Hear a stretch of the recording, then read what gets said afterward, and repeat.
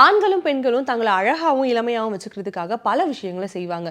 அந்த வகையில கிட்டத்தட்ட 100 பிளாஸ்டிக் சர்ஜரிகளை செஞ்ச ஜெசிகா ஆல்ஸ் பத்தி விரிவா பார்க்கலாம் வாங்க. எத்தனை வயசானாலும் ஆண்களும் சரி பெண்களும் சரி தாங்கள் இளமையாகவும் அழகாகவும் இருக்கணும் அப்படிங்கிறதுல அதிகப்படியான கவனங்களை செலுத்துவாங்க. அதுக்காகவே பல ஆக்டர்ஸ்கள் தாங்கள் எப்பவுமே இளமையா இருக்கணும் அப்படிங்கிறதுக்காக பல பிளாஸ்டிக் சர்ஜரிகளை செஞ்சு தன்னுடைய முக அமைப்புகளையும் உடல் அமைப்புகளையும் மாத்திட்டு இருக்காங்க. தமிழ் நடிகை ஸ்ரீதேவி தன்னுடைய மூக்கு தான் தன்னுடைய முக அழகையே கெடுக்கிறதாக கருதி பிளாஸ்டிக் சர்ஜரி செஞ்சு அந்த விஷயத்தை மாத்திக்கிட்டாங்க. ஏமி ஜாக்சன் அவர்களுமே பிளாஸ்டிக் சர்ஜரி செஞ்சு தன்னுடைய முக அமைப்பை மாத்திக்கிட்டாங்க.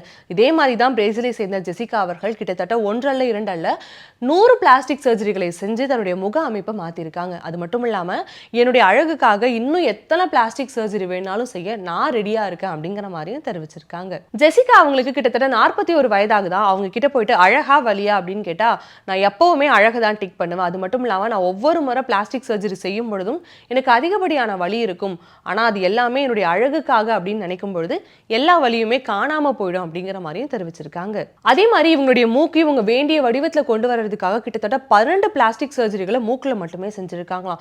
தன்னுடைய இடை மெல்லியதாக இருக்கணும் அப்படின்னு சொல்லி விலா எலும்பையே நீக்கிறதுக்காக தயாரா இருந்திருக்காங்களாம் ஜெசிகா அவங்க. பல பேர் பல விஷயத்துக்காக பல கோடி ரூபாயை செலவு செஞ்சுட்டு இருக்காங்க. அந்த வகையில ஜெசிகா அவர்கள் தங்களுடைய அழகிற்காக கிட்டத்தட்ட பிளாஸ்டிக் சர்ஜரி செய்யறதுக்காகவே 10 கோடி ரூபாய் கிட்ட செலவழிச்சிருக்காங்களாம்.